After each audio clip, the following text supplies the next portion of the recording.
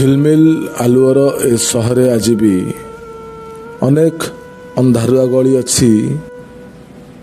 ସେ ଗଳିରେ କିଏ କେତେ ବସି କାନ୍ଦୁଛି, କିଏ ସବୁ ହରେଇଛି ବୋଲି ତ କିଏ ପୁଣି ହାରିଛି ବୋଲି। କାହାକୁ ଲାଗୁଛି ଭଲ ସେ ଗଳି, ତା ଆଖିକି କାଟୁଛି ଆଲୁଅ ବୋଲି। କିଏ ଖୋଜୁଛି ତା ବଞ୍ଚିବାର ବାହାନା, ସେ ଅନ୍ଧାରରେ କୋଉଠି ପଡ଼ିଛି ଗଳି। ସେ ଅନ୍ଧାରରେ ଗରିବ ଝିଅଟେ କାନ୍ଦୁଛି କଇଁ କଇଁ ହୋଇ। ତା ଗରିବ ବାପ ପାଖେ ନାହିଁ ଧନ, ଦିଟୋପା ସିନ୍ଦୁରର ଦାମ ଦେବା ପାଇଁ।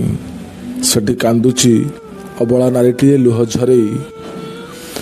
ବାରାଙ୍ଗନାର ଜୀବନ ତାକୁ ଦେଇଛନ୍ତି ଭେଟି, ଏ ସହରର ମଣିଷମାନେ ପ୍ରେମର ଆଳ ନେଇ।